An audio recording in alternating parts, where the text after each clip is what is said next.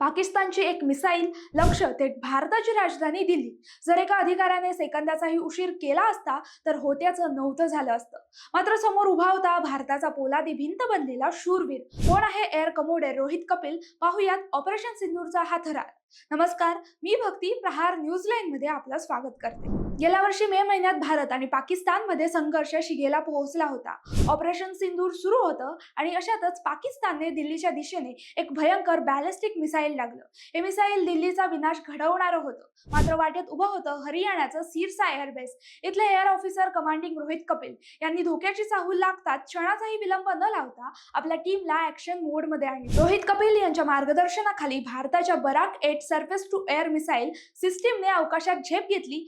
सिरसाच्या अवकाशातच पाकिस्तानच्या त्या घातक मिसाईलला गाठलं आणि त्याचे अक्षरशः तुकडे तुकडे केले. 10 मे रोजी सिरसाच्या जमिनीत विखुरलेले पाकिस्तानच्या फतह मिसाईलचे अवशेष आजही त्या विजयाची साक्ष देतात. कपिल यांच्या एका अचूक निर्णयाने दिल्लीवरचा मोठा धोका टळला आणि हजारो निष्पाप जीव वाचले. 20 जून 1998 रोजी वायुदलात दाखल झालेले रोहित कपिल हे सुखोई 30 MIK चे निष्णात पायलट आहेत. त्यांच्या या अजोड शौर्यासाठी राष्ट्रपती द्रौपदी मुर्मू यांनी त्यांना युद्ध सेवा मेडल देऊन सन्मानित केलंय.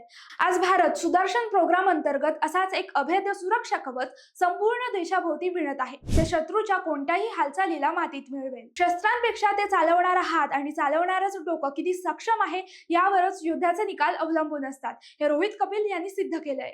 एअर कमोडोर रोहित कपिल यांच्यासारखे अधिकारी आहेत म्हणूनच आज प्रत्येक भारतीय सुखाची झोप घेऊ शकतो. शत्रूने चाल केली पण भारतानं मात केली. रोहित कपिल यांनी दिल्लीची शान राखली. पाकिस्तानच्या मिसाईलला अवकाशातच राख करणाऱ्या या योद्ध्याला सलाम. माहिती आवडली असेल तर कमेंट्स मध्ये नक्की कळवा आणि असेच नवनवीन व्हिडिओ पाहण्यासाठी प्रहार न्यूझीलँडला लाईक, शेअर, फॉलो आणि सबस्क्राईब करायला विसरू नका. धन्यवाद.